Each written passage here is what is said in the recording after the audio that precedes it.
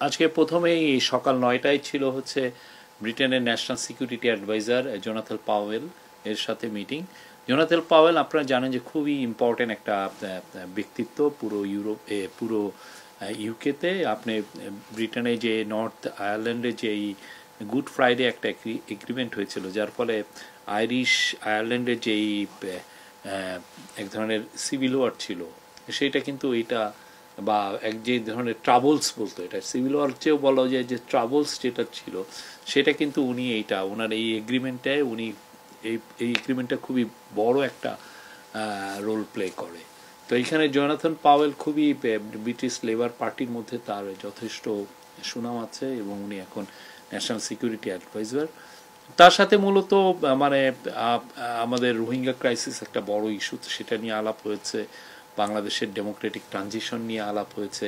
আমাদের যে asset recovery, যে জিনিসটা বারবার আমরা বলছি যে এত বিলিয়ন মানে $234 বিলিয়ন মতো বাইরে চলে গেছে, সেই টাকাটা আমরা কিভাবে রিকভার করব, সেইগুলো বিষয়ে আলাপ আলোচনা হয়েছে। তারপরে বাংলাদেশে এখন যে কনসেনসাস বিল্ডিং কমিশন যে কাজগুলো করছে, যে কনসেনসাস বিল্ডিংয়ের কাজ কিভাবে কাজগুলো হচ্ছে সেগুলো নিয়েও কথাবার্তা হয়েছে। এটা খুবই একটা ফলপ্রসূ মিটিং ছিল, খুবই সৌহার্দ্যপূর্ণ। এবং এই মিটিংয়ের আমরা এবং আরেকটা হচ্ছে যে পুরো এশিয়া জুড়ে যে মানে পিস অ্যান্ড রিজিওনাল স্ট্যাবিলিটি এগুলো নিয়েও অনেক আলোচনা হয়। মানিটা চুরি হয় কিন্তু খুব দ্রুত, মানি চুরি হয়ে অনেক দেশে চলে যায়। এই টাকাটা আনাটা খুবই কষ্টসাধ্য। আপনারা যদি অন্যান্য দেশের এক্সপেরিয়েন্সগুলো দেখেন, ফিলিপিন্সের এক্সপেরিয়েন্স দেখেন, আফ্রিকার দেশগুলোর এক্সপেরিয়েন্স দেখেন, এটা খুবই কষ্টসাধ্য এবং অনেক সময় নেয়। তো সেই জন্যই তো আমরা চাচ্ছি যে খুব তাড়াতাড়ি একটা জায়গায় যেতে। সেই জন্যই দেখেন এই চিফ অ্যাডভাইজারের যে আজকে যে উনি যে আসার সময় উনি কিন্তু অ্যান্টি করাপশন কমিশনের যে চেয়ারম্যান ওনার সঙ্গী হয়েছেন। তারপরে বাংলাদেশ ব্যাংকের গভর্নর ওনার সাথে সফর সঙ্গী হয়েছেন। ওনারা এসে ওনাদের মতো করে অনেকগুলো মিটিং করছেন। আজকে যেমন চিফ অ্যাডভাইজার এই অ্যান্টি করাপশন কমিশনের চেয়ারম্যান এবং বাংলাদেশ ব্যাংকের গভর্নর ওনারা জয়েন্টলি এখানে মিটিং করেছেন ন্যাশনাল ক্রাইম এজেন্সির সাথে। ন্যাশনাল ক্রাইম এজেন্সি এগুলোর ক্ষেত্রে খুব ভালো, ওদের এক্সপার্টিস আছে কিভাবে এই যে টাকাটা যে এসে পড়লো, এই টাকাটা কিভাবে ট্রেল ধরা যায়, আইডেন্টিফাই করা যায়, কোথায় যে ঠেকলো কিভাবে, বা এটার যদি কোনো অ্যাসেট এখানে থাকে সেটাকে কিভাবে অ্যাটাচ করে দেওয়া যায়, মানে জব্দ করা যায়। সেই জন্য অলরেডি কিন্তু ওরা 2টা মুভ নিয়েছে, ব্রিটিশ পত্রিকায় এসছে।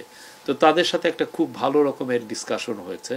এবং সাথে যেটা হয়েছে যে ওদের অন্যান্য দেশগুলো কিভাবে টাকাগুলো ফেরত পেয়েছে, যতটুকুই তারা পাক না কেন, সেই বিষয়ে ওদের এক্সপিরিয়েন্সটা নিয়েও আজকে অনেকগুলো মিটিং, ওনারা দুজনই আজকে অনেকগুলো মিটিং করেছেন। তো রোহিঙ্গা ক্রাইসিসের আজকে যে ইয়েতে একটা বড় ইস্যু ছিল রোহিঙ্গা ক্রাইসিস। রোহিঙ্গা ক্রাইসিস আপনি দেখেছেন যে আমরা চিফ অ্যাডভাইজার দায়িত্ব গ্রহণের পরের থেকেই অনেক বেশি ফোকাসটা হচ্ছে রোহিঙ্গা ক্রাইসিস যে করেই হোক এই ক্রাইসিসটা কিভাবে রিজলভ করে রোহিঙ্গাদের তাদের মাতৃভূমিতে ফেরত পাঠানো যায় এবং এটা ডিগনিটির সাথে ভলান্টারিলি এই কাজটা করতে হবে। তো সেই কাজটা করার জন্য আজকে এই আলাপগুলো হয়েছে। আমরা আমাদের চিফ অ্যাডভাইজারের অনুরোধে ইউনাইটেড নেশন জাতিসংঘ এই সেপ্টেম্বরের 30 তারিখে একটা বড় কনফারেন্স করছে রোহিঙ্গা বিষয়ক। ওইখানে পৃথিবীর 170টার মতো দেশ অ্যাটেন্ড করবে। তার মধ্যে আমরা আশা করছি যে এখানে ব্রিটেনও একটা যেন বড় রোল প্লে করে। তো এই বিষয়ে আলোচনা হয়েছে। চিফ অ্যাডভাইজার আজকে এইটার পরপরই উনি চ্যাথাম হাউসে চলে যান। আপনি চ্যাথাম হাউস জানেন যে ব্রিটেনের মেন থিঙ্ক ট্যাঙ্কগুলোর একটা বড় থিঙ্ক ট্যাঙ্কগুলো, ওরা অনেক কিছু কিভাবে একটা ডিসপিউট রিজলভ করা যায়, কিভাবে একটা সিচুয়েশনকে অ্যানালাইজ করা যায়, এটার জন্য এবং অনেক কিছুতে ওরা খুবই রিমার্কেবল। এবং ওইখানে ওনাকে ব্রাউন ম্যাডক্স, যিনি চ্যাথাম হাউসের উনি প্রধান, উনি তাকে ইনভাইট করেছিলেন তার তার ইনভাইটেশনে উনি একটা 1-to-1 একটা লিখেছেন। তো উনি একটা টক্স দিয়েছেন, সেইখানে অনেকগুলো প্রশ্ন উনি একটা বড় প্রথমে একটা ওপেনিং স্টেটমেন্ট দেন, তারপরে অনেকগুলো কোশ্চেন নিয়েছেন, সেগুলোর উপরে কোশ্চেনের উনি রেসপন্ড করেন। এটা প্রায় 1 ঘন্টা 17 মিনিট ওইখানে ছিলেন এই অনুষ্ঠানটা। এই পুরো জিনিসটা এখন ইউটিউবে তারা দিয়ে দিয়েছে। আপনারা সবাইকে আমরা আমন্ত্রণ করি যে এই অনুরোধ করব যে এই ভিডিওটা যেন দেখেন। এই গত 10 মাসে এই গভর্নমেন্ট কি করলো, কোথায় আমরা আসলাম, কি পরিস্থিতিতে আমরা ছিলাম, এটার পুরো একটা বড় রকম, এবং কথা হচ্ছে যে কী কী চ্যালেঞ্জেস আমরা এখনও ফেস করছি। হ্যাঁ, আমাদের উদ্দেশ্য তো কি, যে এই ইন্টারিম গভর্নমেন্টের উদ্দেশ্য হচ্ছে একটা ডেমোক্রেসিতে ট্রানজিশন করা। আমরা একটা ট্রানজিশনাল একটা জায়গায় আছি, সেটাকে ইন্টারিম গভর্নমেন্ট, এই ইন্টারিম গভর্নমেন্ট কীভাবে একটা ইলেক্টেড গভর্নমেন্টের কাছে পাওয়ার হ্যান্ড ওভার করবে এবং তার আগে কী ধরনের রিফর্ম করবে সেই বিষয়ে উনি কথা বলেছেন। বিশেষ করে আমাদের যে ম্যান্ডেট, যে রিফর্ম, ট্রায়াল এবং ইলেকশন, এই তিনটা তো আমাদের ম্যান্ডেট। এই তিনটা ম্যান্ডেটে উনি কী কী কাজগুলো করছেন, খুবই আমি বলবো যে কোনো বাংলাদেশের যে কোনো নাগরিক যারা ইংরেজি ভালো বুঝেন এটা শোনা উচিত। খুবই সুন্দর একটা ইন্টারভিউ ছিল ওনার। ওইখানে আর একটা বিষয় হচ্ছে যে ওই টক্সের আগে চাতাম হাউজে যারা রিসার্চার, এরা 3 জন ওনার সাথে প্রায় আধা ঘন্টা ওনার ইন্টারভিউ নিয়েছেন, সেখানে উনি অনেক কথা বলেছেন। আর এরপরে আমরা এসে পড়লাম, এখানে এসে লাঞ্চ করে তারপরে আবার চিফ অ্যাডভাইজার চলে গিয়েছিলেন হাউস অফ লর্ডসে। হাউস অফ এটা হচ্ছে ওয়েস্টমিনিস্টারে, ব্রিটিশ পার্লামেন্টে। ওদের তো দ্বিকক্ষ বিশিষ্ট ওদের পার্লামেন্ট, একটা হচ্ছে হাউস অফ কমন্স আর একটা হচ্ছে হাউস অফ লর্ডস। এই লর্ডসটা আমরা যেহেতু বাংলাদেশের পার্টিগুলো চিন্তা করছে যে বাংলাদেশের দ্বিকক্ষ বিশিষ্ট পার্লামেন্ট চালু করতে, অনেকে এটা এগ্রি করেছেন যে না, বাংলাদেশেও একটা, আমরা আগে তো ইউনিক্যামেরাল ছিলাম, মানে এক কক্ষ বিশিষ্ট ছিলাম, তা আমরা কিভাবে এখন দ্বিকক্ষ বিশিষ্ট পার্লামেন্টের কাজগুলো কি কি, সেটা উনি কিন্তু একদম অনেকক্ষণ ধরে হাউস অফ লর্ডস কিভাবে কাজ করে, অপারেট করে, উনি কিন্তু নিবিড়ভাবে দেখলেন। হ্যাঁ, প্রায় 1 ঘন্টা ওইখানে ছিলেন। এই উনি ওরা কিভাবে ডিবেটগুলো করে, ওদের একটা ইন্টারনেটের একটা অফকমের একটা ইস্যু নিয়ে ওদের ওইখানে ডিবেট হচ্ছিল। উনি একদম ভিতরে বিশিষ্টজন যারা গেস্ট আছে সেইখানে বসে অনেকক্ষণ ধরে এটা দেখলেন।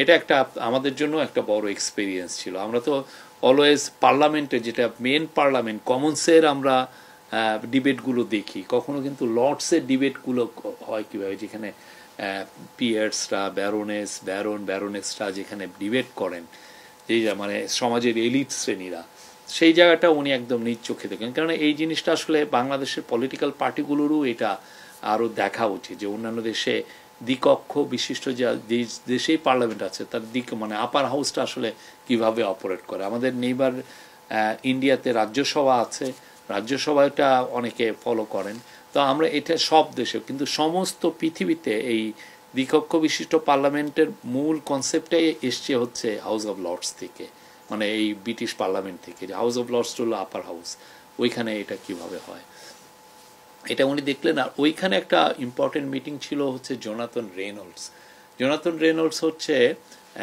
ইউকের স্টেট সেক্রেটারি অফ স্টেট। উনি ট্রেড এগুলো, ইনভেস্টমেন্ট এগুলো ইস্যু দেখেন, এবং উনি বাংলাদেশে কয়েকবার ভিজিটও করেছেন।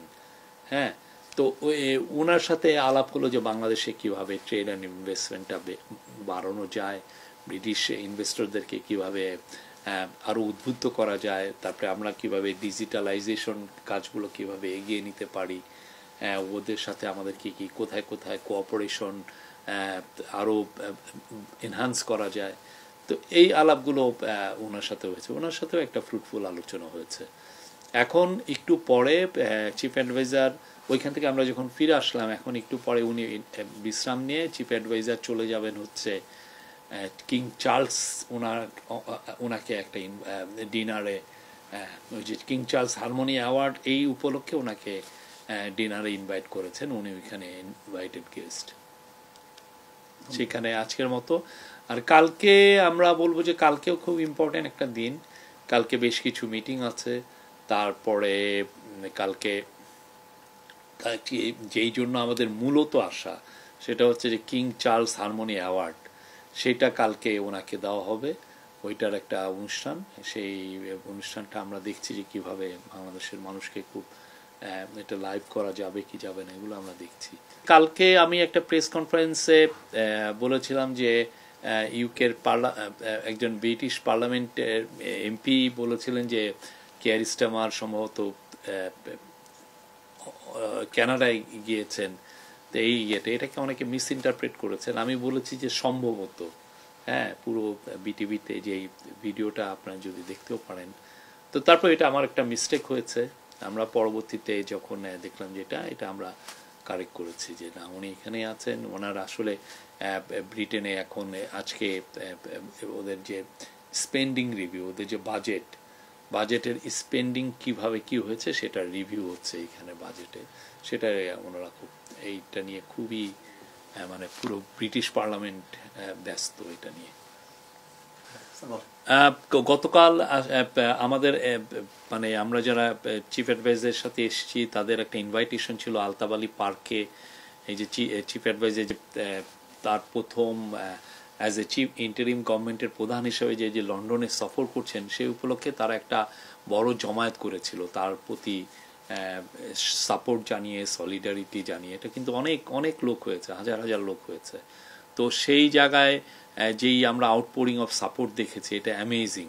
এটা আপনি দেখেছেন অনেকে বাংলাদেশের ফ্ল্যাগ নিয়ে এসেছিল। এই বাংলাদেশিরা এখানে তো প্রচুর লোক, প্রায় 7 লক্ষ বাংলাদেশি এখানে আছেন, এবং তারা খুবই কর্মঠ এবং অনেকে অনেক বড় বড় উঁচু জায়গায় আছেন। তো তারা তাদের এই সময়টাকে এটা এখন একটা উইকডে চলছে, সেই সময়টাকে স্যাক্রিফাইস করে তারা এসে তার কাজ থেকে ওই অনুষ্ঠানে আসছিল। ইতিপূর্বে কোনো সরকার প্রধানের প্রতি এইরকম ভালোবাসা আমরা দেখি নাই যে এইভাবে মানে ব্যক্ত করতে, আমরা এইভাবে দেখি নাই। মানে প্রফেসর ইউনূস যে সবার হৃদয়ের মধ্যে আছেন, সবাই যে তাকে নিয়ে প্রাউড ফিল করেন, এটা কালকে আমরা আবারও দেখেছি। এটা একটা খুবই, সবাই প্রত্যেকে এসছেন তার প্রতি তার ভালোবাসা ব্যক্ত করতে, তার প্রতি তার অকুণ্ঠ সাপোর্ট ব্যক্ত করতে।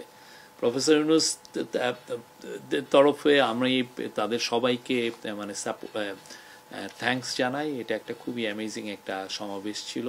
যারা যারা এখানে জড়িত ছিলেন, যারা এই অর্গানাইজিংয়ে যারা ছিলেন, তাদের প্রতি আমাদের থ্যাঙ্কস, আমরা গ্র্যাটিটিউড প্রকাশ করছি এবং কৃতজ্ঞতা প্রকাশ করছি। এবং যারা এসছেন, অনেকে তো ধরেন এইখানে উইকেন্ড ছাড়া এখানে সমাবেশ করা খুবই টাফ, তো উইকডের মধ্যে ওনারা এই আয়োজনটা করেছেন। অনেক লোক এসছেন বা অনেকে ন্যাশনাল ফ্ল্যাগ নিয়ে আসছেন বাংলাদেশের প্রতি তাদের সব ভালোবাসা ব্যক্ত করতে। এবং সবচেয়ে বড় কথা, সবাই এই যে ইন্টারিম গভর্নমেন্ট যে রিফর্মের যে কাজগুলো নিয়েছে, রিফর্ম ট্রায়াল, প্রত্যেকটা কাজে তারা তাদের পুরোপুরি সাপোর্ট জানিয়েছেন।